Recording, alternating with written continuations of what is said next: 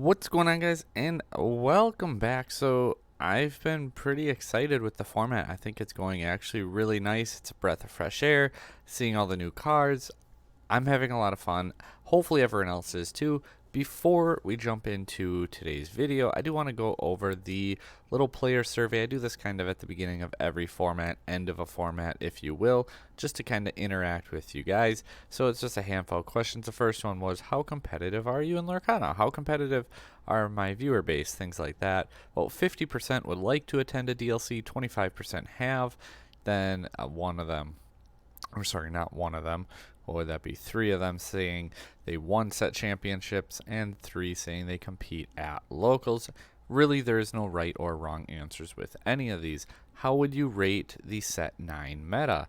Overall, 7.21, with 8 being the most common answer. There was actually someone who said it was a 10. That's kind of interesting. I don't know that I necessarily agree with that, but I don't think the format was that bad either. Some of these are kind of hard because, you know, if you spell a word slightly differently, it's going to show it up slightly differently. So what is your favorite card in the set 10?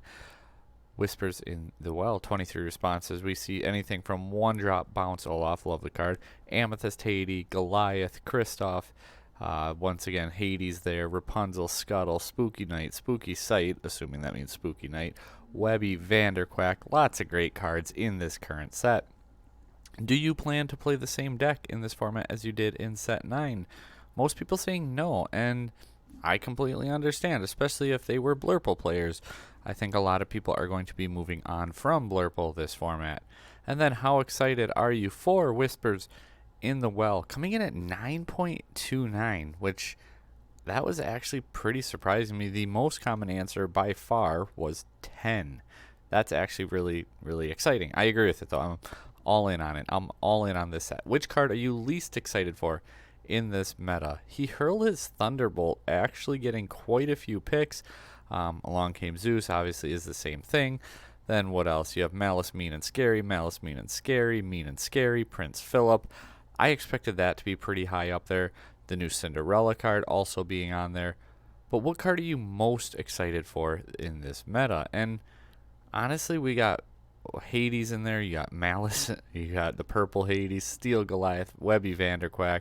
I know there's a bunch of spooky sites as well.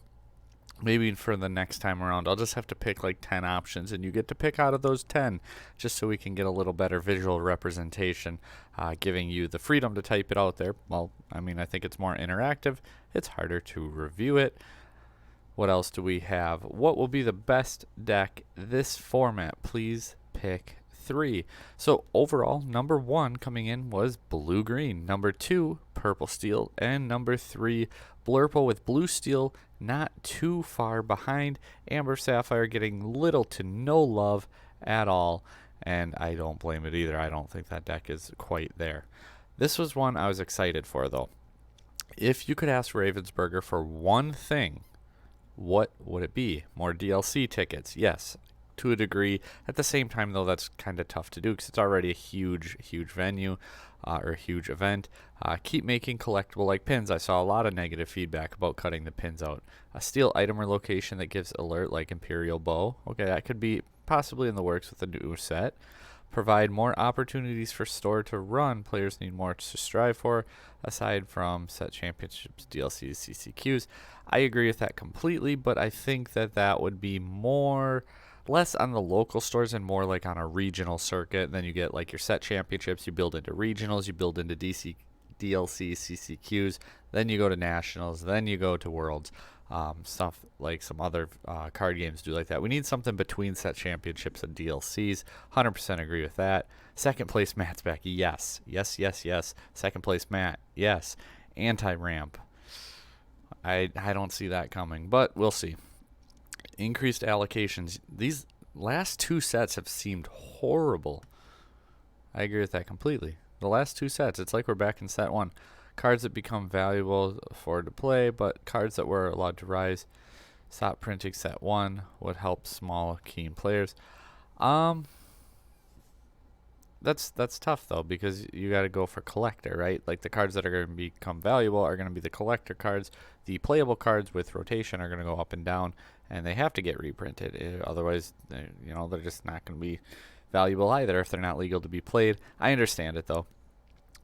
Don't stop making the pins. Seen that a couple times. Regional circuit, absolutely.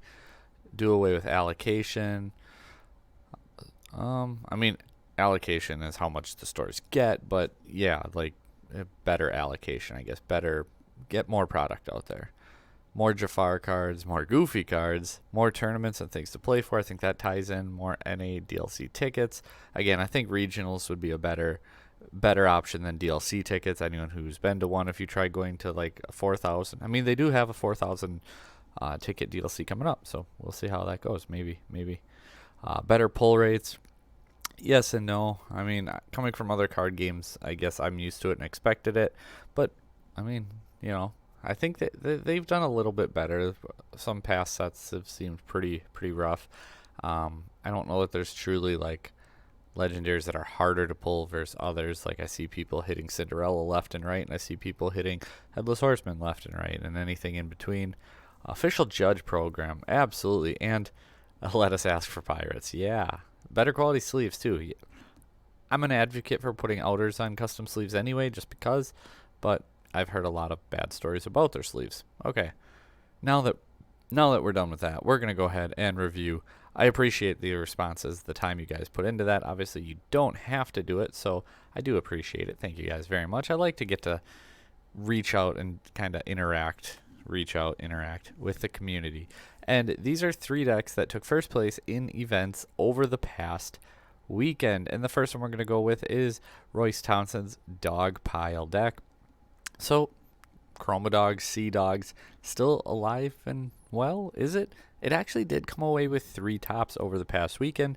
Later in the week, I will have, once we kind of allow all the events from the weekend to trickle in, I will have the updated spreadsheet for you guys linked in videos down below. It won't be in this video, but in future videos, so make sure you come back to the channel and you can follow the spreadsheet that tracks all the tops, and we'll go over all that at that time.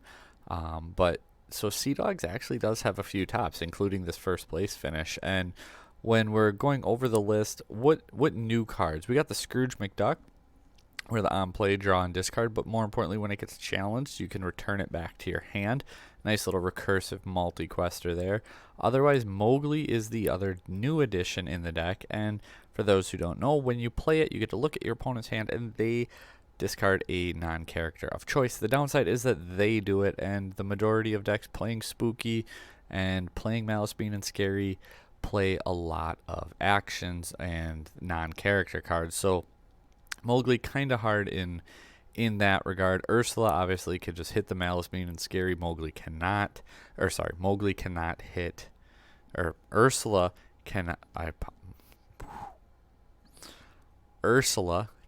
hit Spooky Sight because it is an action, not a song. But going over the entire list, then we see pretty much kind of like last format, right? You got the 4 Bobbies in there helping with consistency, getting cards like Lilo into the discard pile.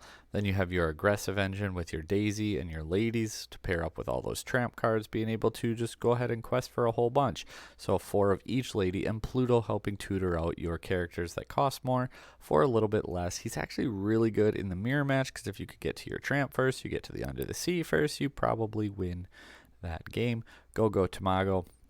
Probably one of my favorite cards in the entire game right now. I'm not even going to lie. And maybe that's because I like to go, goat for game on people. 4 Lilos, again, between Tramp and Bobby, being able to just discard her, get her in your discard, and play her at a later point in time, when you're especially choked down on hand resources anyway. It feels really nice. The 4 Mowgli, 3 Scrooges, 4 Tramps, again, Tramp being able to come in and just be a Tramp for the uninkable lady, or for giving the strength to the other lady, and then you can go ahead and quest for 3, always a nice play. Ursula's obviously going to be a 4 of. Clarabelle offering a little draw engine, because usually you're going to have less cards in your hand than your opponent, so it just allows you to get another card back into hand. Lots of 2-drop cards, but I completely agree with this, having played the deck a bunch last format. The 3-drop lady feels like she should be insane in the deck, but in practice, she's actually kind of mid, and I completely understand if you want to play 2 or 3 of her. 4 of the Shift Lady, absolutely you have to. Seeing the 6-cost Tramp also getting cut from the deck, something I considered too, because he feels win more. He felt really awkward for me, I guess. I liked it, but at the same time it felt like the worst card of the deck at the same time. So cutting it I 100% stand or agree with. I understand it. Absolutely. But then 4 of the 7-cost Tramp. I got tramped 3 times in a single turn, twice at DLC Milwaukee. It was insane. And then we have Under the Sea and the Chromacon. I do like the Chromacon in there when we're looking at ways to help slow down your opponent, especially when they're trying to establish their board. And we got all these ramp decks, and you got these decks that are going slower, and then you have a card that when your opponent's trying to challenge into you, you start bouncing them, and you just really slow their tempo. I do like the Chromacon a lot. Or you can also bounce your own characters. Like they challenge one of your characters, you can bounce another character of yours, so that way they can't challenge into it. Now you just play a bunch of characters that are readied once again, and you can actually get really good value from your Chromacon just by bouncing your own characters. CCQ Card Con was taken down by Blue Green. This was a 220 plus person event. I know that there's 3 of the top 4s and a couple of the top 16s trickled in. Hopefully we'll see more of the total results from that, and then we could cover the event if you'd like. But at this point, we'll probably just put it into the spreadsheet and let the spreadsheet do the work. Really no point coming back to it after we've already touched into it a couple times now. But this first place finish deck, is this the way that Blue Green is going to start looking? And it very well might. We got the Clarabelle in there, and you may see an absence in the 3-drop Clarabelle. The deck is a little less dependent on hitting that Clarabelle shift line, which I think is actually insanely strong for it. I'm not going to say Clarabelle shift line isn't crazy good. It is crazy good. But the addition of, we already saw Donald Duck coming into the format, and now the addition of Cinderella as well, you get more cards to help fix your hand, to get you extra cards, and do this for you, so that way you can get to your Clarabelles, you can get to your Prince Phillips, you can get to your other play lines. You don't kind of have to go Clarabelle or bust like we did in the past. And now you also have that playline of Prince Philip that you may go for in addition to the Clarabelle. So it's not just like a one-trick pony, if you will. And I'm not saying that's all the deck had. There was absolutely a lot of very detailed, intricate, thought-out playlines that kind of separated the lower end from the higher end players of a blue-green deck in the past formats.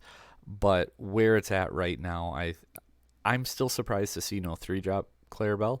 But obviously he did insanely well at a very, very big and very competitive event. So I'm not going to say they made any wrong choice. I'm just going to say I don't know that I would take out the 3-drop Clarabelle. At least not completely. Maybe down to 2 or 3. But I don't know. We'll see. Moving in, you got your Donald Duck as your other ramp then, 2 on 5. I like that card a lot. I'm not going to lie. Kita, though, I do like Kita too. Kita's pretty good. What other cards? Trying to play the princesses to pair up with Cinderella as well. So if that's the reason you want to go away from the Donald Duck, and you could even go as far to play something like Aurora if you wanted to up your princess count. But at the same time, she does trigger herself, so that always feels pretty good. And then you play another one which triggers both of them. Then you get to ink 2, draw 2. Obviously, you can do it individually. You can ink 1, draw 1, decide if you want to ink the other, draw. As you go along. John Silver. We'll get to the Prince later, but it's still not Prince John. John Silver as a 2 of. I said it in the video yesterday about just going over the Sharp Gaming 10K, and the blue-green list there was still playing the John Silvers, and I said I personally would still like to play at least 2 John Silvers, so we do still see him in here at that. Max Goof, I like this card a lot. Max Goof feels really, really good here, between 1 jump ahead being an extra option for it. Obviously, your Welcome's the big one, putting the Mother Knows Best in there, and then also the Malice, Mean, and Scary. So that means you can even like Malice, Mean, and Scary, get your Max Goof down, quest with your Max Goof, Malice, Mean, and Scary again, and then play your Vanquisher. It opens up a lot of nice little doors for you to be able to hit all the lines that you would like to. Then we see the Basil and the Clarabelle. Nothing too surprising right there with those cards. 2 Hades, so not taking it out entirely, but not playing it at 4 either. Trying to maybe watch that uninkable count a little bit. Cinderella does help you with that, being able to help fix your hand if you're locked up on uninkables, but not too high either at the same time. You're on what? 4, 5, 6, 9, 10, 11, only 13 uninkables, so it's really not that bad. Just not needing the Hades as opposed to some of the other cards, I guess, is the route that they went with it. I still do like Hades at a little bit more, but again, I'm not going to nitpick over how many copies to play. That's a personal preference thing. We saw some players last format choose to cut Hades entirely and still did well with the deck. I'm just a big Hades fan, and maybe that's the Blurple player in me. For Prince Philip, so this card is probably going to be the most annoying card in this entire format.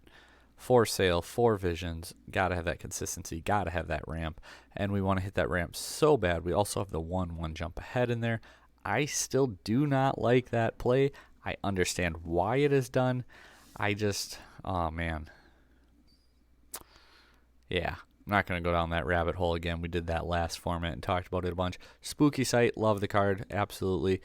Blowing out the slower decks, blowing out the more mid-game decks even too, because a lot of them do still play a lot of 3 cost or lower.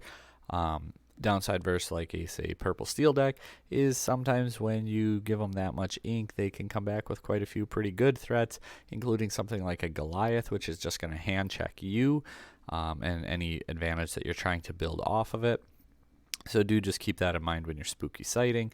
Bend to My Will, love that card. I saw a couple people cutting it, and I don't agree with that at all. I think you should absolutely keep at least one Bend to My Will in the deck. 100% would not cut that card. So I love seeing that in there. The Malice Me and Scary, that's going to be a 4 of. The Mother Knows Best, not always played in there, but with the Max Goof edition, it makes a ton of sense. Try and up those cards a little bit more, get more value out of your Max Goofs. And in addition to that, it's just still a really good card. I'm perfectly fine with seeing it in there. And then we have the You're Welcome as the final card. Overall, once again, congratulations. Solid deck. I like it a lot. Like I said, I still like Hades at a little bit more, and probably the 3-drop Clarabelle. What changes would I make? That one's tough. I'd have to sit down and think about it a little bit. But at the end of the day, this isn't about me. This is about them and their accomplishments. And we have one more first place deck to talk about, and it is going to be a Circle of Life deck. And again, this isn't necessarily it's not like circle dogs. There's really not much dogs in here. You have Tramp, and I made the joke yesterday about Stitch was purchased as a dog, and you have Pluto, but the deck isn't definitely not really a dog deck. You get try to get a bunch of characters out early-ish to fuel the Tramp, but you're also not hard mulliganing for the Tramp as much. It does fuel you, I guess, and with what you want to do, so you can get things out. We see the new Mickey Mouse in there where you have 2 other Amber characters. It is a Singer 8, also giving the extra willpower to your Ambered characters, which means it can sing Under the Sea. It can sing Circle of Life. So if you can get something like Prince Philip into your discard, if you get Clarabelle or Stitch into your discard, get those resource generators, the cards that are truly going to plus you really good going right off the get-go. Get even a Tramp if you have to, just to start recycling that, fueling it. Mickey Mouse puts in...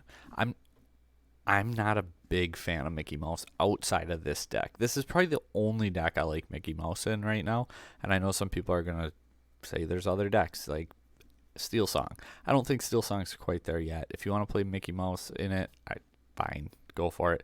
But the only deck I truly like Mickey Mouse in is this deck, because you're building your deck around that 8-cost song, and you have the other 8-cost song, and being an 8 singer is pretty good for a 4-cost character. We still see the Bobbies in there. Clarabelle might actually get her workout in as item removal as well in the format. You got the Pluto and Dewey packages to tutor out your characters at a cheaper cost, or Huey, not Dewey. Huey, Dewey, and Louie. This one is Huey. When he quests your next character, you pay 1 less to play them. Pluto, you don't get to quest, you just exert them and you get the same ability. They can stack to pay 2 less for your next character. Then we see the Ursula in there, Yzma for a little consistency, Prince Philip offering a little aggressive start, a decent body, and also that shift line. Keeping in mind, Circle of Life, you can play it and shift a character so you can play it and use it right away. Like say you're at 19, you're at 18 lore, you have Clarabelle, you hard play Circle of Life, you can play your big Clarabelle over the little Clarabelle as shift, and then go ahead and quest, assuming the little Clarabelle was already dry, and then you win the game. Raja in there for the bodyguard status, and just a 3/4 3-cost card is not actually a bad stat line to have for an inkable card. Scar. I lost a game because of this card. I was like in complete control of it, and he challenged into something, and what I have, I had like 7 cards in hand. It wasn't against this deck, it was against blue-green, but they were playing Scar. I had like 7 cards in hand. They were top decking, complete control. They slammed Scar into something, top decked Clarabelle off the Scar draw. If you challenge a damaged character, you get to draw. That's what Scar does. And they played the Clarabelle, drew 7 cards, and hit me with Bend to My Will the next turn, and then they just completely ran away with it. It was disgusting, I'm not going to lie. But that's why you play the cards. That's why you do what you do, right? Because they work together well, and that's what you want from your deck. You want it to work together well. 4 Stitch, then 4 Tramps, 3 Prince Philips, the Malice Mean and Scary in there for the Prince Philip package, Circle Life, and Under the Sea. So I guess my takeaway from this is every Emerald deck is going to be playing Prince Philip package, and is that wrong? No, it's probably not. It's what you do. It's very strong. Between blue-green obviously can ramp it. You have the Brainiac deck that has Webby to take advantage of your opponent ramping, and then you can kind of do the same as well. And then this deck has things like Circle of Life to be able to play it cheaper. All these decks have alternate costs and ways to get to your Prince Philip faster, or maybe not get to it, but to be able to play him out cheaper, faster, as soon as possible. And Prince Philip is going to be one of the most defining cards of this format. Do I think it's going to be a healthy format, a good format? I do. I think there's enough options out there, and even like this, right? Like we lived through Bucky format, and for those who don't know, essentially Bucky format was green steel discard was the best deck of the format, and when you looked at all the topping lists, I kept a spreadsheet of the builds and the deck cores. 56 out of the 60 cards were identical in those lists. There's only a 4-card variance in the course of like 30 some tops that I like, top 2 finishes that I was recording, and I got to the point where I stopped recording it because I'm like, this is kind of pointless. There's like 4 tech cards in each of these decks, 56 cards that are identical.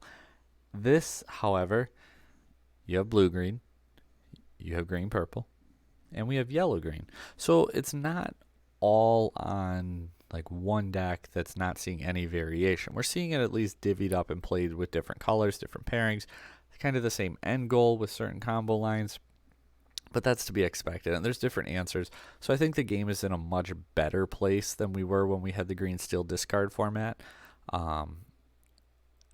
but it's going to be something to see how everyone decides to tackle it. And I'm not going to lie, it's going to be an annoying thing that you have to deal with, but at the same time, that's every format, right? Like last format, heads held high. The moment you saw heads held high get played, you're like, here we go. Discard format, you see the Prince John come down, sudden chill, like all of a sudden it's like, here we go. But at the same time, Ruby Sapphire, all of a sudden you're in B prep range. Here we go. Then you know what's happening after a B prep. Double Manor, Big Sisu. You know, there's every format's gonna have a play line that's like, here we go. Like this, it's the defining play of the format, right? Like last format, it's, oh, of course you have Dumbo and, you know, XYZ to follow it up and to play all this. Like that's just how the game unfortunately is going to go. Obviously Cinderella is another big card this format, but I'm still excited for it, and I think that the majority of people are. I know 24 people only, but actually 24 is a lot for me interacting with that survey. Again, 9.2 was the average score. So I think overall people are excited, and maybe it's just because we're tired of the old format, and maybe we'll hate this format more than we hated last format. But I think last format wasn't too bad. I like where this format is heading. I got a blue steel breakdown where we talk about the deck core, common cards played, tech cards played, put a new list together. So for those who don't know, now that we start to get tournament results in a couple times a week, I'm going to highlight a specific deck, take all the tops from the prior weekend, and like I said, break down the deck core, which means all of those tops played that list. Then the tech cards that were played sporadically throughout all of those lists, the most common ratios played throughout all them lists, and then we put together a list to put you guys into the right direction. So that will be up tomorrow for Blue Steel. It's actually a deck that I really like this format, so make sure you stick around if that's something you're interested in. Thank you guys for watching. As always, like, share, subscribe, comment down below. Take care.